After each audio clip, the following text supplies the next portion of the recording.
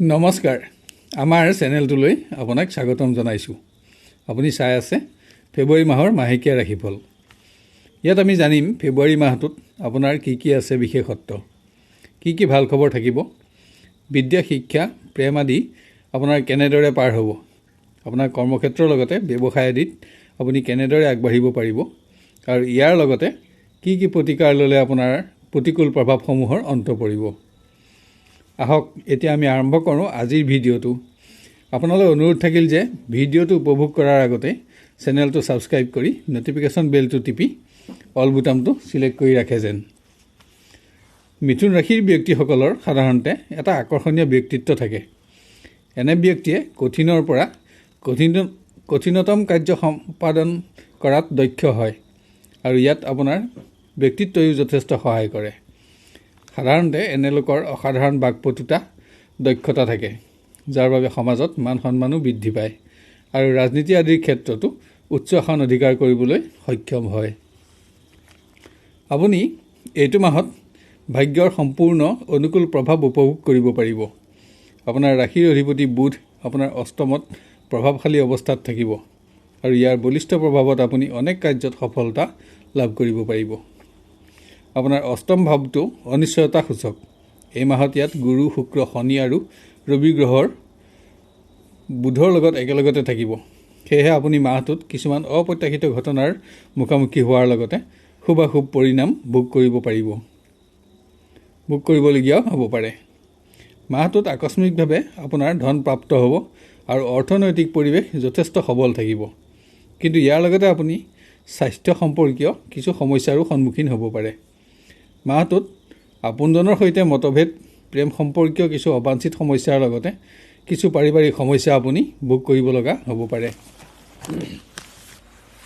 কিন্তু বৃহস্পতি আৰু শুক্ৰৰ প্ৰভাৱত কিছুমান যোগাত্মক শুভ সংবাদে আপোনাৰ মন প্ৰসন্নতাৰে ভৰাই তুলিব। এই মাহটোত ধৰ্মীয় কৰ্মত অংশগ্ৰহণ কৰিবলৈ বিভিন্ন সুবিধা আৰু আমন্ত্ৰণ আপুনি লাভ কৰিব।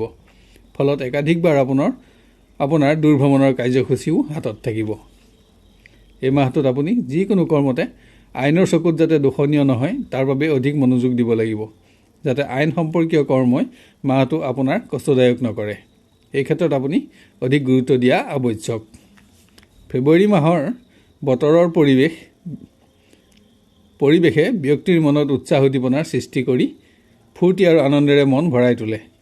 সেয়ে এই মাহত আপুনি নিজৰ লগতে প্ৰিয়জনৰ মান মৰ্যাদাৰ ওপৰতো যথেষ্ট গুৰুত্ব আৰোপ কৰা উচিত, যাতে কোনো পৰিস্থিতিতে পৰস্পৰৰ মাজত মতানৈক্যৰ দৰে পৰিৱেশ সৃষ্টি নহয়। মাহটোত ৰাশিফল জানিব পাৰি আপুনি জীৱনৰ বিভিন্ন ক্ষেত্ৰসমূহত কি ঘটনাৰ সন্মুখীন হ'ব পাৰে আৰু ইয়াৰ বাবে কেনেধৰণে প্ৰস্তুত হোৱাৰ প্ৰয়োজন আৰু সংঘটিত হ'ব লগা শুভাশুভ পৰিস্থিতিৰ বিষয়ে ইয়াত উল্লেখ কৰাৰ লগতে ইয়াৰ প্ৰতিকাৰৰ উপায়ৰো বৰ্ণনা দিয়া হৈছে, যাৰ পৰা আপুনি প্ৰভাৱী ফল লাভ কৰিব পাৰিব। আপোনাৰ কেৰিয়াৰ সম্পৰ্কত যদি চাওঁ, তেতিয়া আপোনাৰ কৰ্মপতি আৰু ভাগ্যপতি অষ্টমত অৱস্থান কৰিছে। শনি আপোনাৰ অষ্টম ভাৱৰো অধিপতি। বৃহস্পতি অষ্ট আৰু বুধ বক্ৰী। ফলত আপুনি আশা নকৰা কিছু পৰিণাম প্ৰাপ্ত হোৱাত কিছু সমস্যাৰ সৃষ্টি হ'ব পাৰে। মাহটোত বিশেষভাৱে ষড়যন্ত্ৰকাৰী গোপন শত্ৰুৰ দ্বাৰা যাতে কোনো আকস্মিক সমস্যাত আপুনি ভুগিব লগা নহয়, তাৰ বাবে প্ৰত্যেক ক্ষেত্ৰতে আগতীয়া সতৰ্কতা অৱলম্বন কৰক। নিজৰ কৰ্মত ধ্যান ৰাখি সততাৰে আগবাঢ়িলে কোনো অস্বাভাৱিক পৰিস্থিতিৰ উদ্ভৱ নহ'ব। যদি আপুনি ব্যৱসায়ী হয়, তেনেহ'লে এই ক্ষেত্ৰত আপুনি যথেষ্ট মনোযোগ দিব লাগিব আৰু ব্যৱসায়িক পাৰ্টনাৰৰ লগত যাতে কোনো কাৰণত সম্পৰ্কৰ অৱনতি নহয় তাৰ প্ৰতি আপোনাৰ লক্ষ্য ৰখা আৱশ্যক হ'ব। কাৰণ এই মাহত আপোনাৰ পাৰ্টনাৰ আপোনাতকৈ অধিক শক্তিশালী অৱস্থাত থাকিব আৰু অধিক লাভ অৰ্জনৰ আশাত অনৈতিক কৰ্মত অগ্ৰসৰ হ'ব পাৰে। সেয়েহে প্ৰতিটো দিশ নিজেই তন্নতন্নকৈ পৰিচালনা কৰিলে এনে পৰিস্থিতিৰ উদ্ভৱ নহ'ব। মাহটোত আপোনাৰ কোনো ব্যৱসায়িক যোজনাই আপোনাৰ প্ৰতিষ্ঠা লাভত যথেষ্ট সহায়ক প্ৰমাণিত হোৱাৰ যোগো আছে। পূৰ্ণ সফলতা লাভৰ বাবে সহকৰ্মী কৰ্মচাৰীৰ লগত সদ্ভাৱ বজাই ৰাখি ব্যৱসায় সুৰক্ষিত কৰি ৰাখিবলৈ যত্ন কৰা আৱশ্যক। যদি আৰ্থিক দৃষ্টিকোণৰ পৰা চোৱা যায়, তেতিয়াহ'লে মাহটো যথেষ্ট শুভ ফলদায়ক হ'ব। যদিও আপুনি সামান্য শাৰীৰিক আৰু মানসিক কষ্টৰ সন্মুখীন হ'ব পাৰে, কিন্তু আৰ্থিক উত্থানত আপুনি ভবাতকৈ অধিক শুভফল প্ৰাপ্ত হ'ব। এই মাহটোত আপুনি হ্ৰস্বকালীন বিনিয়োগ নকৰি দীৰ্ঘকালীন বিনিয়োগৰ ওপৰত মনোনিৱেশ কৰক, যাৰ পৰা নিকট ভৱিষ্যতত যথেষ্ট শুভফল প্ৰাপ্ত হোৱাৰ আশা থাকিব। মংগল গ্ৰহ আপোনাৰ আয় ভাৱৰ অধিপতি। এই গ্ৰহ 22 ফেব্ৰুৱাৰীত আপোনাৰ ব্যয় ভাৱলৈ আহি ৰাহুৰ লগত সংযুক্ত হ'ব, কিন্তু ৰাহু ইয়াত অধিক শক্তিশালী ৰূপত আগৰ পৰা অৱস্থিত আছেই। এই সময়ৰ পৰা পৰিৱেশত ব্যয় বৃদ্ধি আৰু আৰ্থিক আগমনৰ ক্ষেত্ৰত সামান্য হ্ৰাসমান স্থিতিয়ে আপোনাক চিন্তিত কৰিব পাৰে। 22 ফেব্ৰুৱাৰীৰ পৰা আগলৈ কাকো ধন ধাৰলৈ নিদিব, কাৰণ ইয়াত ঘূৰাই পোৱাৰ আশা কম থাকিব। এই সময়ত মিতব্যয়িতাৰ ওপৰত ধ্যান ৰাখক আৰু সঞ্চয়ৰ প্ৰতি মনোযোগ দিয়া আৱশ্যক হ'ব।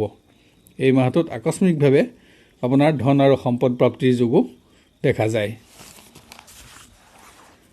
মাহটোৰ প্ৰথম ভাগ পিছৰ ভাগতকৈ যথেষ্ট উন্নত থাকিব।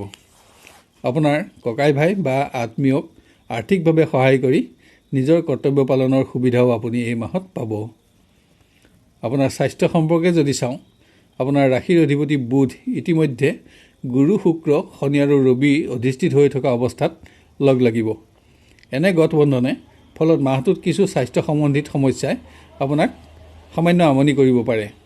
এনে সময়ত স্বাস্থ্য সম্পৰ্কীয় সৰু সৰু বিষয়বোৰত আপুনি অধিক মনোযোগ আৰোপ নকৰিলে ভৱিষ্যতে গম্ভীৰ সমস্যাৰ উদ্ভৱো কৰিব পৰাৰ আশংকা থাকে, কাৰণ আপোনাৰ অষ্টম ভাৱত শনি আৰু 2 বছৰলৈ ইয়াতেই অৱস্থিত থাকিব। তাৰোপৰি মংগল আৰু ৰাহুৰ 22 ফেব্ৰুৱাৰীৰ পাছত সংযোগে উদৰ ৰোগ বা যিকোনো কাৰণত অস্ত্ৰোপচাৰ সংক্ৰান্তত আপোনাৰ অধিক ধন ব্যয় কৰাৰ আশংকা দেখা যায়।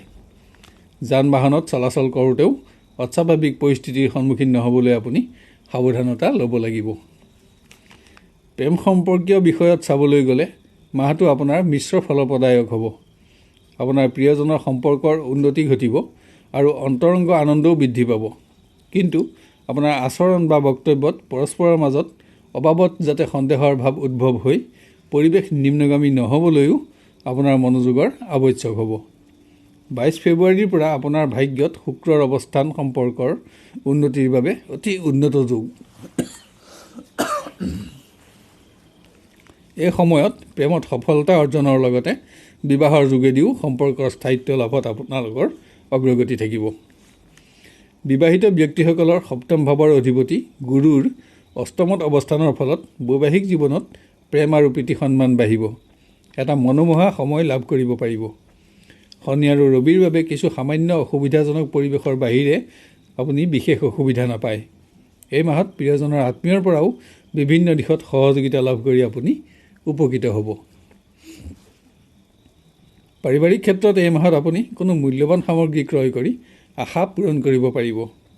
আপোনাৰ ধনৰ ক্ষেত্ৰলৈ 5টা গ্ৰহৰ পূৰ্ণ দৃষ্টি থকাৰ ফলত তথা শনি, ৰবি, মংগলৰ বাবে বিভিন্ন দিশত মতবিৰোধ হ'লেও গুৰু আৰু শুক্ৰৰ বাবে পৰিৱেশ আপোনাৰ নিয়ন্ত্ৰণত থাকিব। কোনো মাংগলিক কৰ্ম আয়োজনৰ যোগো এই মাহত দেখা যায়। আপোনাৰ ভাতৃ-ভগ্নীৰ বাবে সময় কিছু দুৰ্বল যদিও 12 তাৰিখৰ পাছত উন্নতি লাভ কৰিব। গোটেই মাহটোতেই পুত্ৰ কন্যাৰ পৰাও পাৰিবাৰিক সুখত আপুনি সুখী হ'ব পাৰিব। প্ৰতিকাৰৰ ক্ষেত্ৰত আপুনি গণেশ মন্দিৰ দৰ্শন কৰি বুন্দিয়া লাড়ু অৰ্পণ কৰিলে বিভিন্ন অসুবিধাবোৰৰ পৰা পৰিত্ৰাণ লাভ কৰি সুখী হ'ব পাৰিব। শুভফলৰ মাত্ৰা বাঢ়িব। শনিবাৰে শনি মন্দিৰ দৰ্শন কৰিলেও আপোনাৰ মাহটোত শুভফলৰ মাত্ৰা বাঢ়িব। আজিলৈ 2021 চনৰ ফেব্ৰুৱাৰী মাহৰ মিথুন ৰাশিৰ ৰাশিফল সমাপ্ত কৰি অহাকালিলৈ আপোনাক পুনৰ লগ পোৱাৰ প্ৰতিশ্ৰুতি দিলোঁ। ভিডিঅ'টো চাই কেনে পালে আমাক কমেণ্ট কৰি জনাব আৰু চেনেলটো ছাবস্ক্ৰাইব কৰি ন'টিফিকেশ্যন বেলটো টিপি অল বুটামটো ছিলেক্ট কৰি ৰাখিবলৈ অনুৰোধ থাকিল, যাতে পৰৱৰ্তী ৰাশিফলসমূহ আপুনি সহজতে আৰু সৰ্বপ্ৰথমে উপভোগ কৰিব পাৰে। আপোনাৰ ফেব্ৰুৱাৰী মাহটো সৰ্বতোপ্ৰকাৰে মংগলময় হোৱাৰ কামনা কৰিলোঁ। ধন্যবাদ।